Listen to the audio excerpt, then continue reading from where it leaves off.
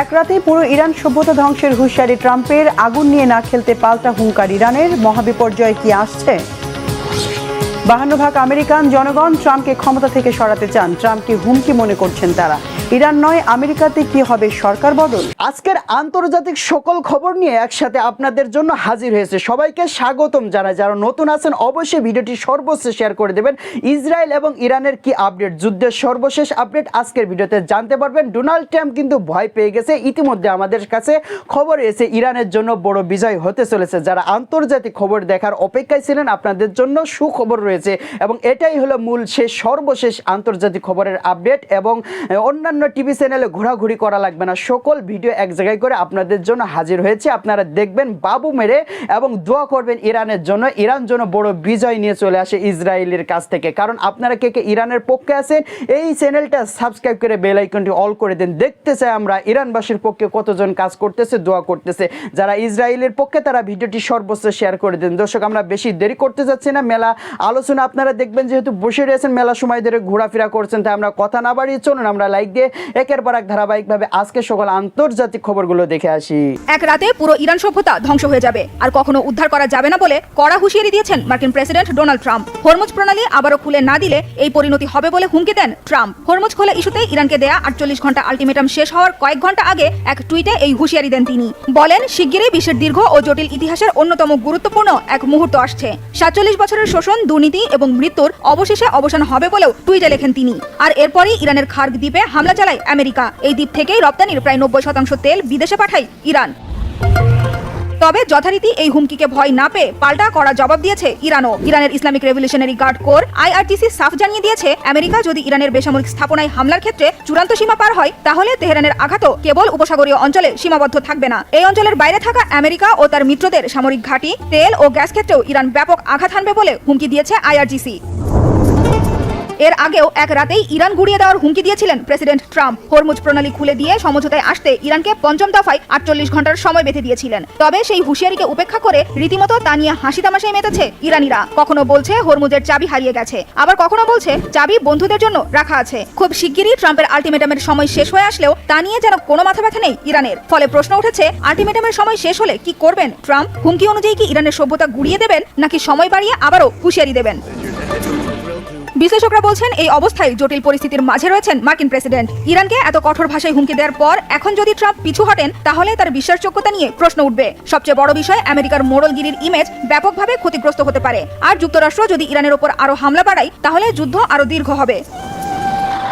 আর যুদ্ধ যত দীর্ঘ হবে ততই বিপাকে পড়বে আমেরিকা সহ গোটা বিশ্ব। এরই মধ্যে তেল গ্যাসের সংকট ও পণ্যের দাম বাড়ায় ধীরে ধীরে ক্ষুব্ধ হয়ে উঠেছে বিশ্ববাসী। যুক্তরাষ্ট্রের বিভিন্ন শহরে চলছে প্রতিবাদ বিক্ষোভ। এমনকি মার্কিন রাজনীতিবিদরা ট্রাম্পের মানসিক স্বাস্থ্য নিয়েও প্রশ্ন তুলেছেন। ট্রাম্পকে অভিশংসন বা ক্ষমতা থেকে অপসারণ করা যায় কিনা তা নিয়েও আলোচনা শুরু হয়েছে। যুদ্ধের এই পরিস্থিতিতে আরেক বিস্ফোরক দাবি করেছে ব্রিটিশ সংবাদপত্র দ্য টাইমসের এক প্রতিবেদন। তারা বলছে, ইরানের সর্বোচ্চ নেতা মোস্তফা খামেনি হামলায় আহত হয়ে এখন কোমায় চলে গেছেন। ইরানের কোম শহরে তার চিকিৎসা চলছে। গোয়েন্দা সূত্রের বরাতে এ তথ্য জানিয়েছে সংবাদপত্রটি। এই অবস্থায় মোস্তফা খামেনির যে বিবৃতি এতদিন ইরান প্রকাশ করেছে তা নিয়ে তৈরি হয়েছে ধোঁয়াশা। প্রশ্ন উঠেছে, তাহলে মোস্তফা খামেনির পক্ষ থেকে এ পর্যন্ত কে দিয়ে যাচ্ছে সব বিবৃতি? এর আগে ইরানকে রক্ষা করতে সর্বোচ্চ আত্মত্যাগ করতে প্রস্তুত বলে জানিয়েছেন ইরানের প্রেসিডেন্ট মাসুদ পেজেশকিয়ান। সামাজিক মাধ্যম এক্সের এক পোস্টে পেজেশকিয়ান জানায়, 14 মিলিয়নেরও বেশি সাহসী ইরানি দেশকে রক্ষায় তাদের জীবন উৎসর্গ করতে প্রস্তুত, যার মধ্যে প্রেসিডেন্ট নিজেও একজন। এদিকে যুদ্ধবিরতিতে রাজি হতে ইরানকে বেঁধে দেওয়া সময়সীমা শেষ হওয়ার আগেই দেশটির গুরুত্বপূর্ণ স্থাপনা লক্ষ্য করে হামলা শুরু করেছে মার্কিন ও ইসরায়েলি বাহিনী। ইরানের বৃহত্তম পেট্রোকেমিক্যাল কারখানায় হামলার দাবি করেছে ইসরায়েলি প্রধানমন্ত্রী বেনিয়ামিন নেতানিয়াহু। আলাদা আরেক বিবৃতিতে ইরানের বৃহত্তম পেট্রোকেমিক্যাল কমপ্লেক্সে হামলার দায় স্বীকার করেছে ইসরায়েলি প্রতিরক্ষা বাহিনী আইডিএফ। নতুন করে হামলা হয়েছে ইরানের 17টি বেসামরিক এলাকায়। শুধু তাই নয়, এক জরুরি সতর্কবার্তায় সাধারণ ইরানিদের আগামী 12 ঘন্টা ট্রেন ব্যবহার না করতে এবং রেললাইন এলাকা থেকে দূরে থাকার নির্দেশ দিয়েছে আইডিএফ। এরই মধ্যে ইরানের একটি রেল ব্রিজে হামলা চালিয়েছে মার্কিন ও ইসরায়েলি সেনারা। এতে নিহত হয়েছে অন্তত 2 জন। শুধু ইরান নয়, লেবাননেও হামলা অব্যাহত রেখেছে বর্বর ইসরায়েলি বাহিনী। স্থল অভিযানের নামে লেবাননের আরো কয়েক কিলোমিটার অঞ্চল দখলের পাশাপাশি বেশ কয়েকজন হিজবুল্লাহ সদস্যকে হত্যার দাবি করেছে। ইসরায়েলের বিরুদ্ধে লড়াই চালিয়ে যাচ্ছে লেবাননের সশস্ত্র গোষ্ঠীটি। উত্তর ইসরায়েলের কিরিয়াত সমন বসতিতে রকেট হামলা চালানোর দাবি করেছে। এর পাশাপাশি মেতুলা ও কাফার ইউভাল বসতিতেও হামলা চালিয়েছে। পাল্টা জবাব দিচ্ছে ইরানও। যুক্তরাষ্ট্রের একের পর এক বিমান ধ্বংসের পাশাপাশি ইসরায়েল ও মধ্যপ্রাচ্যের বিভিন্ন দেশের গুরুত্বপূর্ণ স্থাপনাগুলোতেও আঘাত হানছে ইরানি ড্রোন ও মিসাইল। গেল ৫ এপ্রিল ইরানের ইস্পাহান প্রদেশে বিধ্বস্ত হওয়া মার্কিন বিমানের ভিডিও প্রকাশ করেছে দেশটির বিপ্লবী বাহিনী IRGC। ইরানের মিসাইলের আঘাতে উত্তর ইসরায়েলে আহত হয়েছে অন্তত ৩ জন। ইসরায়েলি স্বাস্থ্য মন্ত্রণালয় জানিয়েছে ইরানের হামলায় আহত হয়ে গত ২৪ ঘন্টায় হাসপাতালে ভর্তি হয়েছে শতাধিক ইসরায়েলি। হামলা হয়েছে তুরস্কে অবস্থিত ইসরায়েলি দূতাবাসের কাছে। এতে নিহত হয়েছে অন্তত ৩ জন। 18টি ইরানি ড্রোন ভূপাতিতের দাবি করেছে সৌদি আরব। কুয়েতে আলী আল সালেম বিমান ঘাঁটিতে রাতভর ইরানি ড্রোন হামলায় অন্তত 15 মার্কিন নাগরিক আহত হয়েছেন। সানজিদা ইসলাম তন্নি, বাংলা ভিশন, নিউজ ডেস্ক। এদিকে ইরানে আগ্রাসন এই ইস্যুতে মিথ্যাচারের এই যুদ্ধকে ঘিরে গোটা বিশ্বে তেল সংকট সহ নানা অস্থিরতা যত বাড়ছে ততই খোদ আমেরিকাতে জোরালো হয়ে উঠছে মার্কিন প্রেসিডেন্ট ডোনাল্ড ট্রাম্পকে ক্ষমতা থেকে সরানোর দাবি। সম্প্রতি এক জরিপে উঠে এসেছে 52% আমেরিকান জনগণ ট্রাম্পকে ক্ষমতা থেকে সরানোর পক্ষে। মার্কিন সংবিধান ও আইনের শাসনের জন্য তাকে সরাসরি হুমকি মনে করছেন অনেকেই। মানসিক অসুস্থতা আর অকথ্য গালির কারণে ট্রাম্প কি অভিশংসনের মুখে পড়বেন? কি বলছেন আমেরিকার প্রভাবশালী রাজনীতিবিদরা? কি বলছে মার্কিন সংবিধান? ইরানি সরকার পরিবর্তন করতে গিয়ে কি ট্রাম্পকেই ক্ষমতা থেকে সরে দাঁড়াতে হবে? রিফাত জামানের ডেস্ক রিপোর্ট। ইরানে কি পারমাণবিক হামলা চালাবে আমেরিকা? আতঙ্ক আর উদ্বেগে গোটা বিশ্ব। ইরানের উপর বর্বর মার্কিন প্রেসিডেন্ট ডোনাল্ড ট্রাম্পের বেপরোয়া হামলা আর মিথ্যাচার যত বাড়ছে, এই যুদ্ধকে ঘিরে গোটা বিশ্বে চলমান অস্থিরতা, বিশেষ করে তেল গ্যাস সংকটে গোটা বিশ্বের হাহাকার যত তীব্র হচ্ছে, ততই ট্রাম্পকে ক্ষমতা থেকে সরানোর দাবিতে ফুঁসে উঠছে মানুষ, তাও খোদ আমেরিকাতেই। সম্প্রতি এক জরিপে দেখা গেছে দল মত নির্বিশেষে 52% আমেরিকান নাগরিক বর্বর ট্রাম্পের অপসারণ চান। সাধারণ মানুষের বিক্ষোভের পাশাপাশি এবার সরব হয়ে উঠেছেন দেশটির প্রভাবশালী রাজনীতিবিদরাও।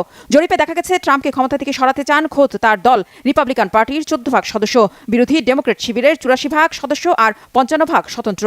শুধু ট্রাম্পের অপসারণই নয়, বার্নি স্যান্ডার্সের মতো বর্ষিয়ান রাজনীতিবিদরা ইরানকে অশালীন ভাষায় গালি দেয় ট্রাম্পকে মানসিক রোগী বা মানসিক ভারসাম্যহীনও বলছেন। তারা দ্রুত ইরান আগ্রাসন বন্ধের দাবি জানান। পাশাপাশি ট্রাম্পকে আমেরিকার সংবিধান ও আইনের শাসন প্রতিষ্ঠার জন্য বড় হুমকি হিসেবে উল্লেখ করে দ্রুত সংবিধানের 25তম সংশোধনীর প্রয়োগ চান মার্কিন আইন প্রণেতারা। সংবিধান সংশোধন অনুসারে প্রেসিডেন্ট দায়িত্ব পালনে অক্ষম হলে ক্ষমতা হস্তান্তরের ব্যবস্থা রয়েছে। সবশেষ অ্যারিজোনার কংগ্রেসউম্যান ইয়াসমিন আনসারি প্রেসিডেন্ট ট্রাম্পের বিরুদ্ধে 25তম সংশোধনী প্রয়োগের আহ্বান জানিয়েছেন। সামাজিক যোগাযোগ মাধ্যম এক্সে তিনি লিখেন, ট্রাম্প একটি ভয়াবহ ও অবৈধ যুদ্ধকে আরও উস্কে দিচ্ছেন, ব্যাপক যুদ্ধাপরাধের হুমকি দিচ্ছেন এবং ইরানে বেসামরিক অবকাঠামো লক্ষ্য করে আঘাত হেনে যাচ্ছেন। গেল 48 ঘন্টায় তার বক্তব্য সব সীমা ছাড়িয়ে গেছে বলেও মন্তব্য আনসারির। এর আগে একই ক্ষোভ জানান আরেক কংগ্রেসউম্যান মিনেসোটার ইলহান ওমর। তিনি ইরানে বেসামরিক অবকাঠামোর বিরুদ্ধে ট্রাম্পের হুমকির নিন্দা জানান। দাবি জানান প্রেসিডেন্ট ট্রাম্পের অপসারণের। ট্রাম্পকে পাগল ও উন্মাদ উল্লেখ করে এই ভারসাম্যহীন উন্মাদকে প্রেসিডেন্টের পদ থেকে সরানোর আহ্বান জানান তিনি। একই দাবি নিউ মেক্সিকোর কংগ্রেসউম্যান মেলানি স্ট্যান্সবারির, ইলিনয়ের সাবেক রিপাবলিকান কংগ্রেসম্যান জো ওয়ালস ও ডেমোক্রেট সিনেট সদস্য ক্রিস মার্ফিডো।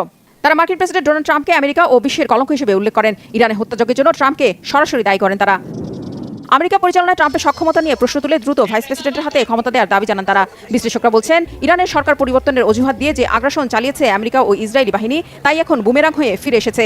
ইসরায়েলে বেনিয়ামিন নেতানিয়াহু আর আমেরিকাতে ডোনাল্ড ট্রাম্প নিজেরাই এখন ক্ষমতাচ্যুত হওয়ার শঙ্কায়। তাই ইরান নাকি আমেরিকাতেই সরকার পরিবর্তন হবে, সেটি এখন দেখার। রিফাত জামান, বাংলা ভিশন, নিউজ ডেস্ক। এবার ইরানের সর্বোচ্চ নেতা মোস্তফা খামেনির শারীরিক অবস্থা ও তার বর্তমান অবস্থান নিয়ে চাঞ্চল্যকর তথ্য সামনে আসছে।